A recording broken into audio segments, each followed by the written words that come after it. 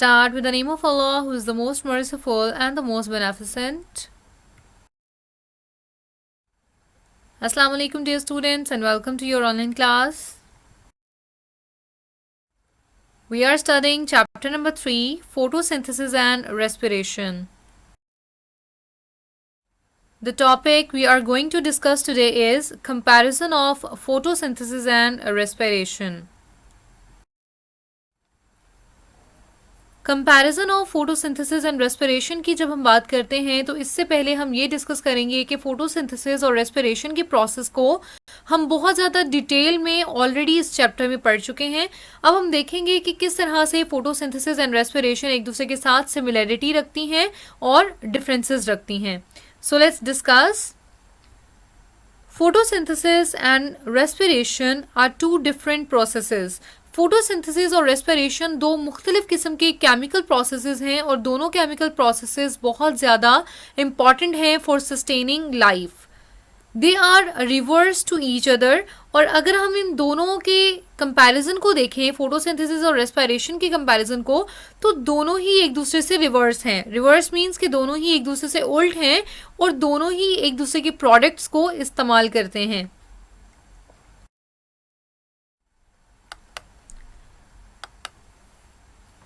So let's discuss the comparison between photosynthesis and respiration. Number 1 is about photosynthesis occurs in plants.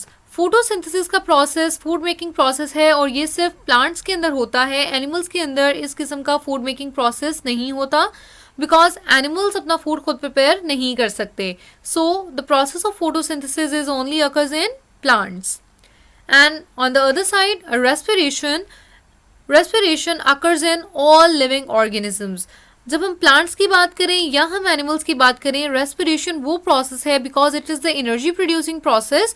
तो energy तो तमाम living organisms को चाहिए, इसलिए energy producing process it means respiration का process plants में भी होगा और एनिमल्स में भी होगा. So we can say that occurs in all living organisms. Number 2 about photosynthesis, it is the food making process. Photosynthesis कौन सा प्रोसेस है? It is the food making process. इसमें फूड बनाया जाता है, प्लांट्स इसमें अपना फूड मेक करते हैं. And respiration food using process.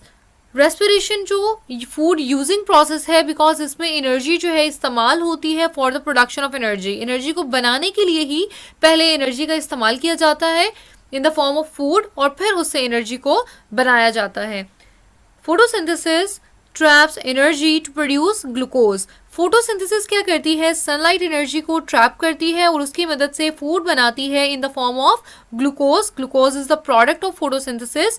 And respiration breaks glucose to release energy. Respiration क्या करती है? फोटोसिंथेसिस के रिजल्ट में जो ग्लूकोज बनती है उसको ब्रेक डाउन करेगी, उसको तोड़ देगी और जैसे ही ग्लूकोज ब्रेक डाउन होगा तो उसमें से क्या रिलीज होगी?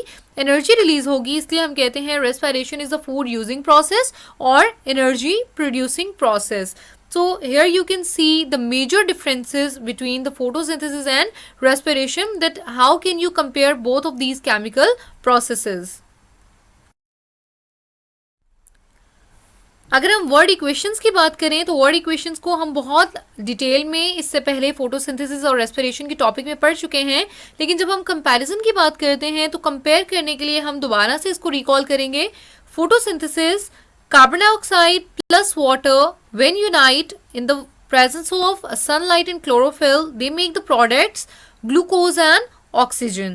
So this is the word equation for photosynthesis. And for respiration, glucose and water combine to form carbon dioxide, water and energy. जैसा कि हमने कहा था कि फोटोसिंथेसिस फूड मेकिंग प्रोसेस है, तो आप देख सकते हैं कि यहाँ पर ग्लूकोज की फॉर्म में फूड बन रहा है.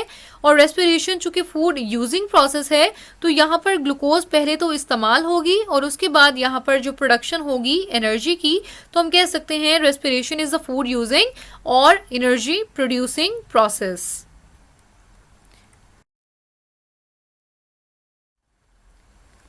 यहाँ आप देख सकते हैं फोटोसिंथेसिस और रेस्पिरेशन का प्रोसेस कि किस तरह से sunlight, water, carbon dioxide and oxygen and glucose की प्रेजेंस में photosynthesis and respiration side by side एक साथ किस तरह से दोनों प्रोसेसेस यहाँ पर मेंटेन्ड हैं.